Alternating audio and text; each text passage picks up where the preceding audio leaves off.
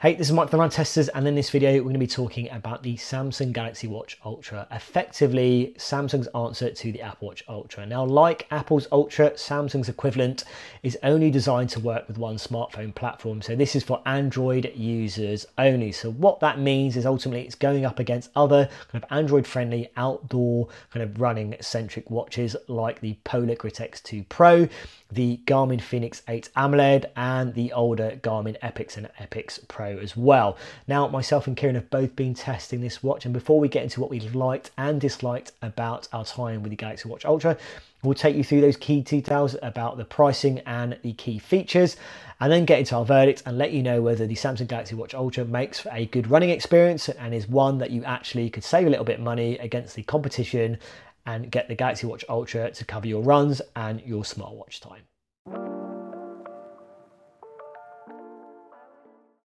So here's the key details you need to know about the Samsung Galaxy Watch Ultra. On the design front, it comes in one size, giving you a 47mm case made from titanium and a sapphire crystal screen. There's home and back buttons and what Samsung calls its quick button, which works a bit like Apple's action button and gives you a shortcut to workout tracking and onboard features like the torch. Front and center is a 1.5-inch 480 by 480 resolution Super AMOLED touchscreen, and you have your pick of 4 strap options which can be clipped away to swap in new ones.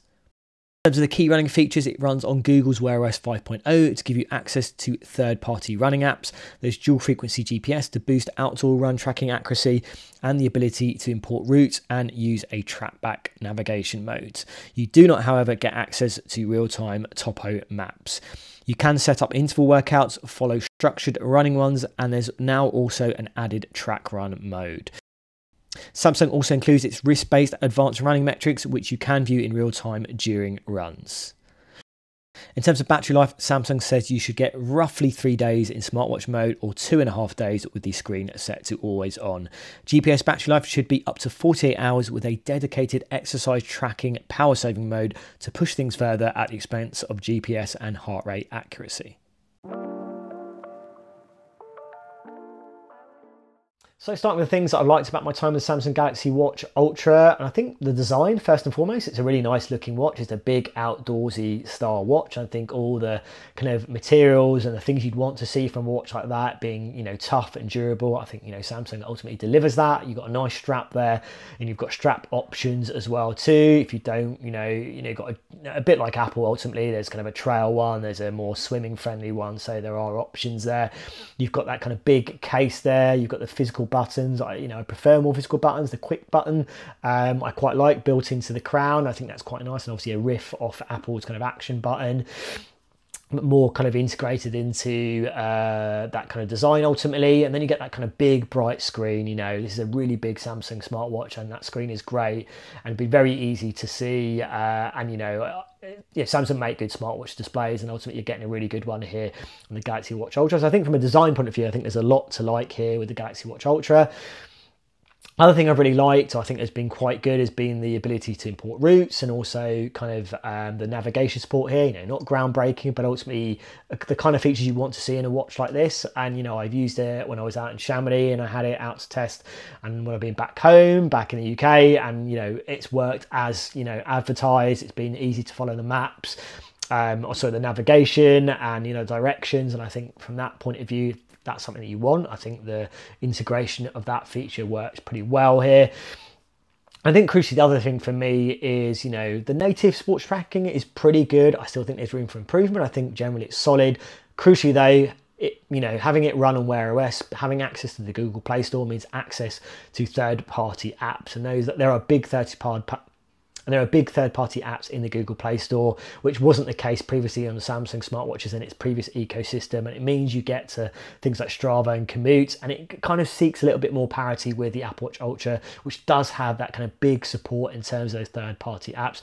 And this is kind of bringing it to Samsung, and that could maybe, a bit like it does on the Apple Watch, really kind of fill some of those gaps of where, it doesn't offer some of those features where maybe I'll get into in my kind of things I didn't absolutely love about my time.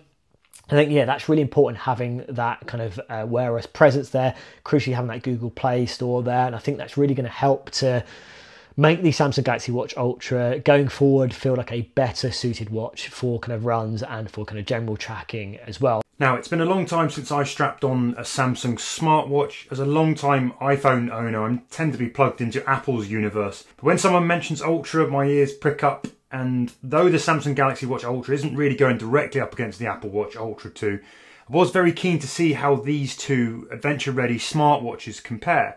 And if there's something that I'm really missing over here in the cult of iOS that makes me want to leap over to Droid and Samsung. Also worth noting that for my takes on the Samsung Galaxy Watch Ultra, I'm really looking at this from a running perspective. Would you want to strap this on as your main running partner over and above a Garmin, a Coros, a Polar, and of course the Apple Watch Ultra 2, rather than thinking about it as a sort of pure play smartwatch? Now, before I get into my specific likes and dislikes with the Samsung Galaxy Watch Ultra, I wanted to share some initial general thoughts on the design. First up, I think this is a well-built, solid, kind of no-nonsense watch. There's a heft to it that feels robust, if a bit bulky. I'm not in love with the circle in a square kind of frame, the squircle that people are calling it, that mashup design, which adds to the chunkiness. I'm also not a huge fan of the very thick, chunky silicone strap that it's shipped with, the one that I tested. It's not very flexible or particularly comfortable, and it adds even more to that kind of whole chunky monkey feeling. It makes the Apple Watch Ultra feel minimal, and even the Garmin Enduro 2 sort of sits more compact on the wrist. Now onto the likes then. Well, the first thing, screen brightness has been pumped up to 3000 nits. That's now a match for the Apple Watch Ultra 2 at its brightest. And for my aging eyeballs, I found it was pretty much on par with the Apple Watch Ultra 2 during my runs. With both on, I got the same kind of visibility. The Samsung Galaxy Watch is bright, sharp, with good punchy colours and easy to read in pretty much every conditions. Even the brightest of the midday sun in midsummer Italy. Now in my testing, I've done dozens of runs with this Galaxy Watch Ultra up against the Apple Watch Ultra 2 and the Garmin Enduro, all using their dual frequency highest accuracy GPS modes. And on the whole, the Samsung Galaxy Watch Ultra performance has been impressively on par. Here's a couple of examples that I can take you through. First up, a little plod from Hyde Park to West London. Not a particularly complicated route, this one. Lots of straight running and open skies. So in this instance, we have the Samsung Galaxy Watch Ultra in blue, we've got the Apple Watch Ultra 2 in purple, and we've got the Garmin Enduro 2 in brown. It's worth bearing in mind that the Garmin Enduro 2 here was strapped not to my arm, so it can affect the performance of how you see the lines. That's why I think why you'll see it's a little bit wayward.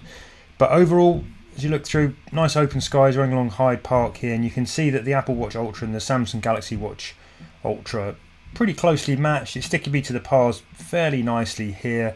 A little bit as you get into a slightly more built up area of Notting Hill Gate, you can see here that the Samsung Galaxy Watch Ultra does run a little bit wide. It's not quite so straight line as you'll get from the Apple Watch Ultra 2, but it's nothing particularly crazy. Again, here it's got me on the wrong side of the street, but it is largely following the line that I've run, and you know, none of these are immune from having problems. If you scroll through all of these, you'll see the Apple Watch Ultra does struggle in places as well.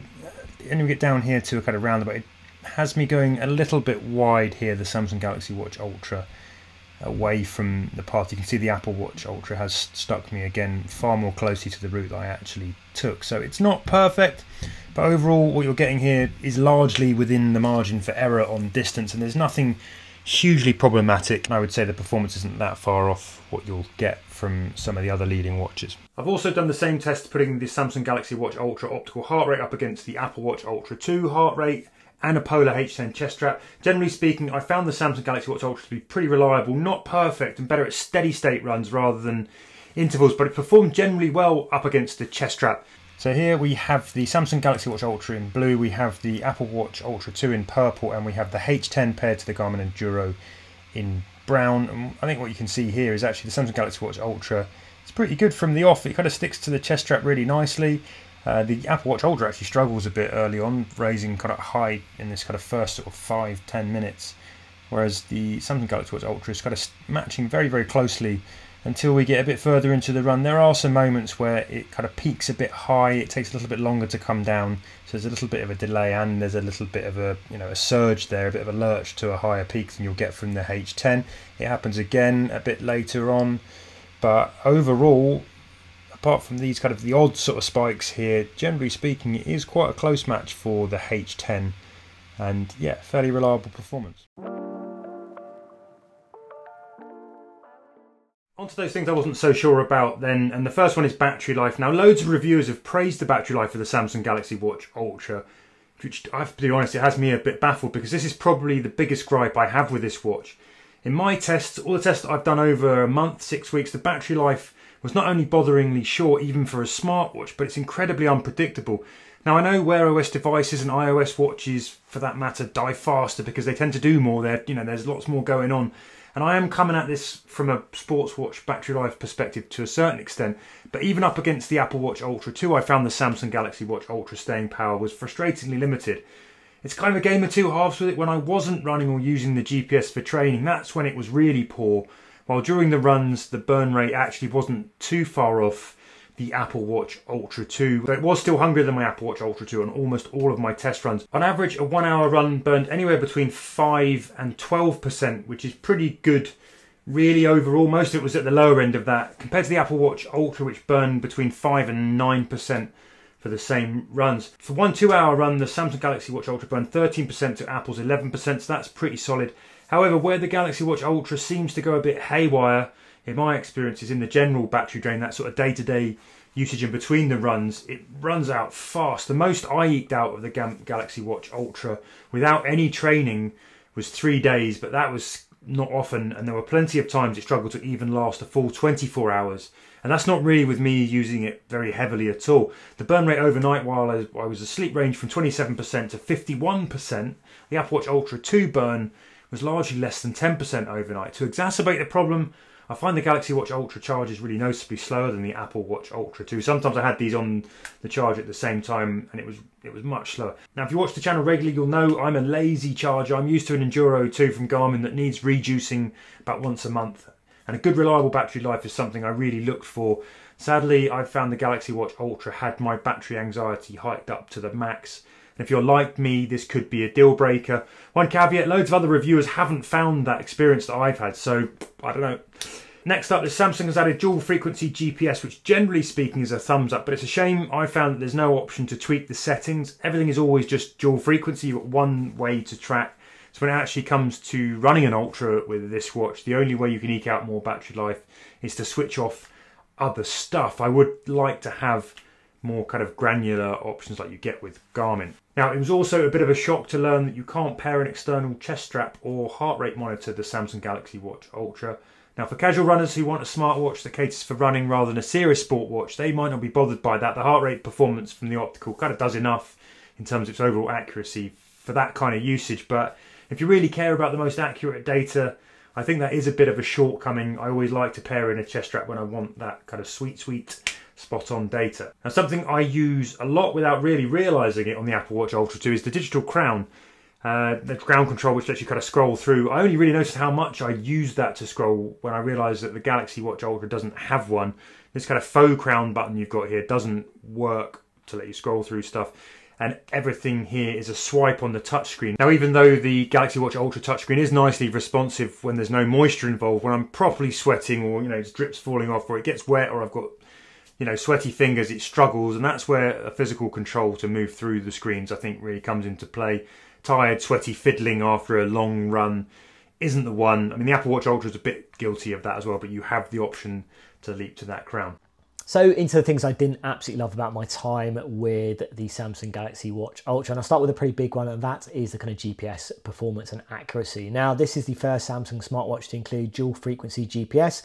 So this is a technology that we've started to see filter into plenty of other sports watches and smartwatches, and this is aiming to kind of boost the accuracy of GPS when you are kind of near tall buildings or whether you are in kind of deeply forested, kind of wooded areas, ultimately where the signal can struggle to kind of lock on and give you that good accuracy. Now, there's been good examples of it and there's been bad examples of it, I would say. Now, I would say the experience of the GPS on the Samsung Galaxy Watch Ultra is probably been the best I've experienced on a Samsung smartwatch. But ultimately, when I have pushed it and when it's been, when I've kind of tested it in kind of more, ultimately the conditions where I'd expect it to really perform, it hasn't quite worked out for me. So when I did a kind of 10K race in central London and, I tested it against another kind of, a reliable GPS, kind of dual band GPS watch. Ultimately, it fell quite short in terms of that distance tracking. Pacing was off as well too. So ultimately, when I have kind of pushed it and really put it in the environments, scenarios where it should really deliver, it hasn't really kind of done that for me. The other thing I want to talk about here is the lack of kind of full mapping support that you get on the Samsung Galaxy Watch Ultra. Now, granted, that could be a criticism leveled at the first Apple Watch Ultra, but on its side, it did have those kind of third-party apps that did give you that kind of experience if you wanted kind of mapping for your runs. Now, you don't have that here with the Samsung Galaxy Watch Ultra natively, which is a bit disappointing, I think, for me, given that most other watches do have that. You do have some kind of navigation and support here, and then you do have the ability to import routes, as I mentioned. But ultimately, you know, I think, you know, it feels like a bit of a missed opportunity, and hopefully maybe that will come further down the line if Samsung kind of issue an update and do offer that kind of mapping support. So that for me was a bit of a disappointing thing to discover. I think the other thing for me is just kind of the general battery life performance. Now, on paper, it's not very long anyway, it's a few days, and it ultimately struggled to kind of hit those kind of numbers in general use for me. I think day to day, whether I was using the raise to wake or having it in that kind of always on display mode, I think in terms of GPS battery performance, it isn't kind of totally fantastic. Pretty much what I expect from a kind of like general smartwatch experience with, you know, with a watch when you're tracking using GPS. And yeah, it just fell a little bit short. And you do have those kind of power saving modes, but I don't think it's really pushing things further enough for me to say that this is enough, you know, coupled with, you know, the experience I've had day to day with a battery life, that, you know, it does enough in that kind of department. Now, again, as I said, Apple Watch Ultra doesn't offer you, you know, weeks and weeks of battery life like something like the Fenix will, but ultimately I think it pushes closer to the numbers that it quotes much better than the Samsung Galaxy Watch Ultra, where I feel like it's been very consistent, whether it's been, as I said, day-to-day use, but also in terms of, you know, using the GPS tracking as well. Okay, verdict time, and let's break this down a bit. First, there's broad agreement that this is the best Wear OS running watch to date, or fitness watch to date, so that's a thumbs up. And there are some really nice touches. The robust, durable build with that titanium chassis and scratch-proof screen. It's got solid GPS, and heart rate is pretty good as well.